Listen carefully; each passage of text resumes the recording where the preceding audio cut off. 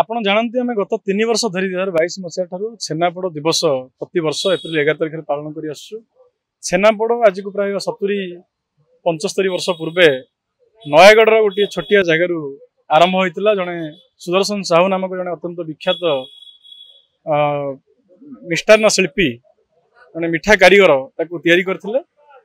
जन्मदिन को मृत्यु पर आम जन्मदिन को प्रत वर्ष छेनापोड़ दिवस पालन कर छेनापोड़ जहाँ को आम नयगढ़ दरब ओडिशार गौरव बोली कहूँ से ओडिशार सीमा भितर सीमित होगी ना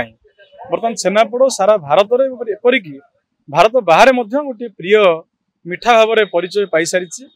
तार गोटे उत्सव पालन करने सेलिब्रेट करने गोटे उत्साहमय परिवेश तैयारी करने हूँ उत्सव प्रमुख माध्यम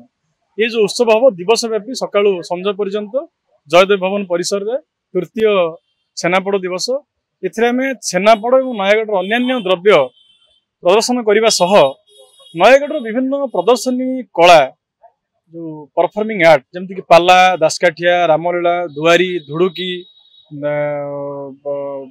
आपणकर दंडनाच विभिन्न प्रकार कला दिवस व्यापी प्रदर्शित हो आम पक्षर आप निमंत्रण रहा गणमाध्यम माध्यम समस्त ओडिशावासी निमंत्रण गोटे मुक्त उत्सव समस्ते आसतु उत्सव मजा नि आज्ञा